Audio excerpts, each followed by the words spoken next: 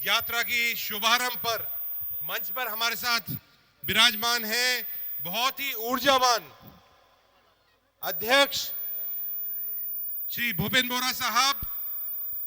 विधानसभा में आपकी आवाज बहुत जोरों से उठाने वाले सीएलपी लीडर देवव्रत जी साइकिया साहब, एपीसीसी के हमारे तीनों वर्किंग प्रेसिडेंट राणा गोस्वामी जी, जाकिर साहब, कमलखिया जी, हमारे बहुत ही ऊर्जावान नेता जिनने अभी बहुत मजबूती से अपनी बात रखी थी, डेप्यूटी सीएलपी लीडर रॉकीबुल जी हुसैन साहब, वाजली चौधरी साहब, हमारे भारत जोड़ो के स्टेट कोऑर्डिनेटर रोमेन ठाकुर साहब, हमारे बहुत ही काबिल नौजवान ऊर्जावान साथी गौरव जी गोगोई साहब, हमारे माननीय सांसद ऊर्जावान प्रद्युत जी बोरदोलाई साहब, विराजमान यूथ कांग्रेस, महिला कांग्रेस, सेवा दल, एनएसयूआई के अध्यक्षगण, विराजमान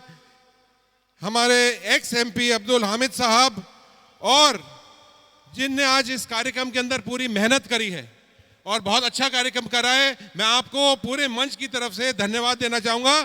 सुभान सरकार साहब, जिला Congress committee, block Congress committee, मंडल कांग्रेस कमेटी सबों के साथी, विराजमान मेरे बुजुर्गों, माता, भाई और बहनों, मेरे पूर्व वक्ताओं ने आपको भारत जोड़ो के बारे में बताया, किस तरह से शुरुआत राहुल गांधी जी ने करी थी और वो शुरुआत कन्याकुमारी से कश्मीर तक और अब दुबई से लेकर सदिया तक, उसी श्रृंखला के अंदर ये भारत जोड़ो अभियान हमारा शुरू हो रहा है। भारत जोड़ो यात्रा की शुरुआत क्यों हुई, इसके बारे में आपको सोचने की जरूरत है,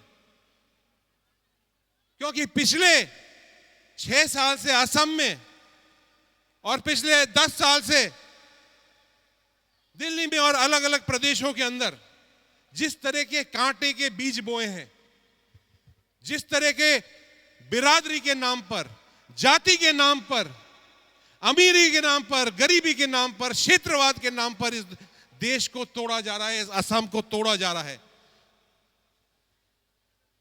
हमारा भारत एक गुलदस्ता है जिसमें 36 बिरादरी रहती हैं, सब लोग रहते हैं, अमन, चैन और शांति से रहते हैं, किसी भी जाति के हो, किसी भी बिरादरी के हो, चाहे अमीर हो, गरीब हो। लेकिन पिछले 6 साल के अंदर आसाम के अंदर, चाहे वो हमारे अनुसूचित जाति के लोग हों, जनजाति के लोग हों, एसटी के लोग हों, माइनॉरिटी के लोग हों, नॉर्थ बैंक के लोग हों, बराक वैली के लोग हों, हिल डिस्ट्रिक्ट के लोग हों,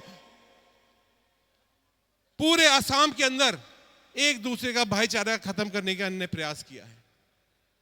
इनने बड़े बड़े वादे करे थे कि रोजगार मिलेगा, सब अच्छा होगा, तेल का दाम सस्ता होगा, महंगाई कम होगी। उनके लिए ये कोई मायने नहीं रखती है, कोई मायने रखती है। जब पेट्रोल और डीजल का दाम बढ़ जाता है, जब कुछ ना कुछ नया दंगा शुरू हो जाता है, जैसे लोग उसके बारे में ना सोचें और सिर्फ उनका एजेंडा के ऊपर ये चलते रहते हैं। आज हम दुबरी के अंदर एक बहुत ही दुबरी से हमने हमारा कार्यक्रम शुरू किया, क्योंकि एक बहुत बड़ा ऐतिहासिक स्थान है।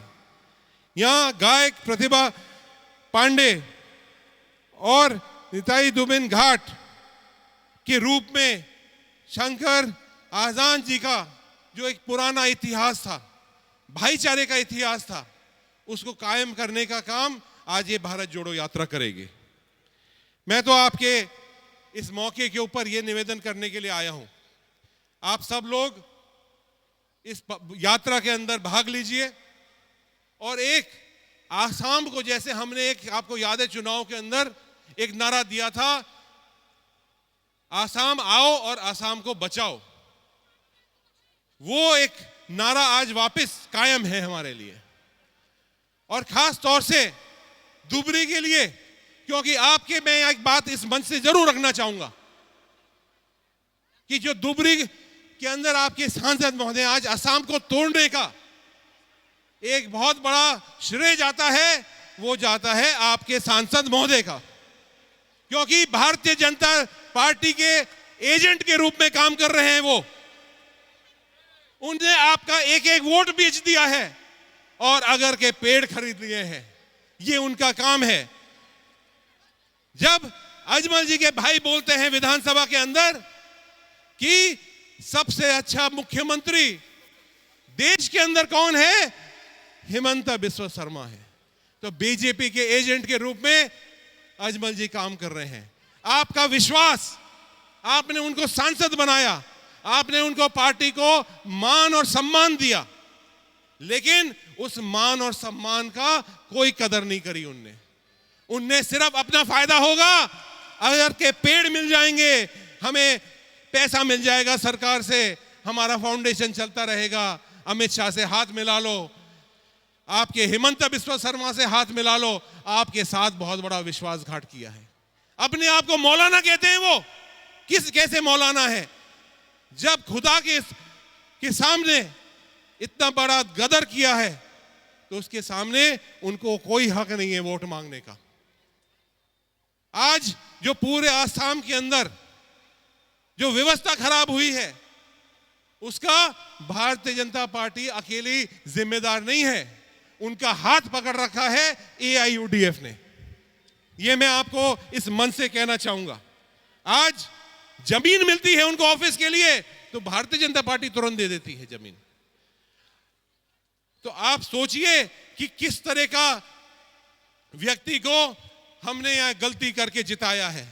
आगे के लिए आप सब सतर्क रहिए, ये भारतीय जनता पार्टी के एजेंट हैं, इनके दलाल हैं, इनको धुबरी के अंदर घुसने का कोई हक नहीं है। आपसे बहुत बड़ा दगा किया है इन लोगों ने।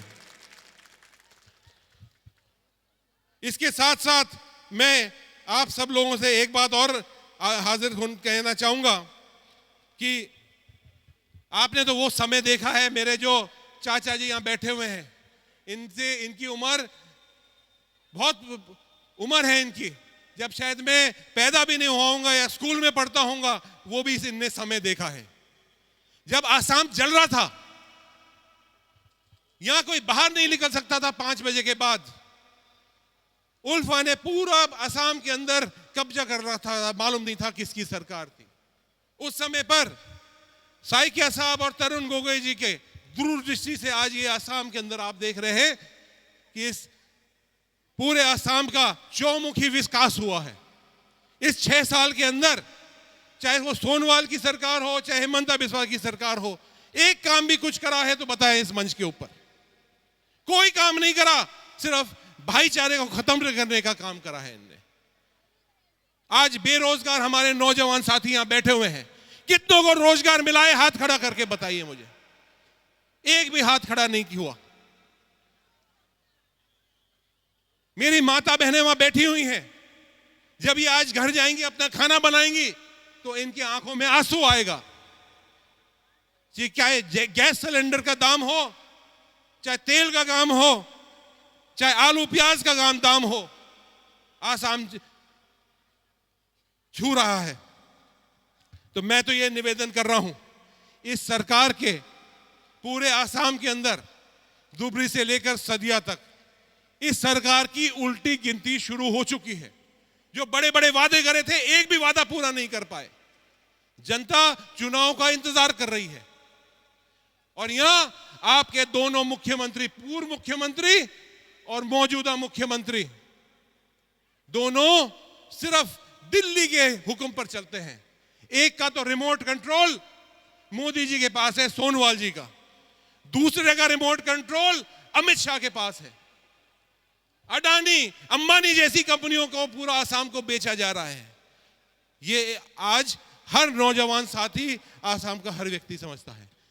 तो मैं ज्यादा लंबी बात ना करते हुए मैं बहुत बहुत धन्यवाद देना चाहूंगा इस मंच से भूपेंद्र जी को, हमारे प्रदेश अध्यक्ष जी को, क्योंकि जब ये यात्रा की शुरुआत हुई, सबसे पहले वो खड़े हो उठकर उनने राहुल गांधी जी से कहा कि आप 3,500 किलोमीटर की यात्रा कर रहे हैं, हम आसाम के लोग 850 किलोमीटर की यात्रा करेंगे और पैदल यात्रा करेंगे।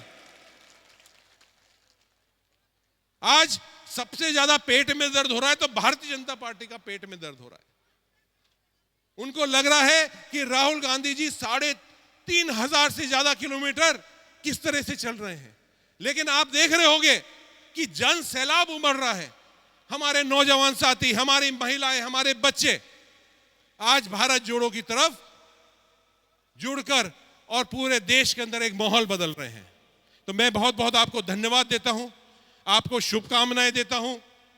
अखिल भारतीय कांग्रेस कमेटी से हम हर हफ्ते हमारे जो बड़े बड़े नेता हैं, अगले चरण में दिग्विजय सिंह जी हैं, उसके बाद जयराम रमेश जी हैं, खड़गे साहब हैं, बड़े बड़े जो हमारे नेता हैं, हर हफ्ते आपके साथ इस यात्रा के अंदर शामिल होंगे। मैं बहुत बहुत आपको शुभकामनाएं देता हूं, आपकी उज्जवल भविष्य की कामना करता हूं। और अब मैं सीधा आपसे ये कहना चाहूंगा कि अब आसाम का भविष्य आपके हाथ में है, आपको उसका भविष्य बनाना है। आपने ये 6 साल देख लिए हैं किस तरह से कटे हैं, सुधार भी आपके हाथ में है। यही कहते हुए मैं बहुत बहुत आपका धन्यवाद देता हूं और आपको सबों को बहुत बहुत शुभकामनाएं देता हूं। आप सबों को नमस्कार, जय हिंद। और हमारा गुरुद्वारा यहाँ है तो सत श्री अकाल, सलाम अलैकुम और जय और हुकुम।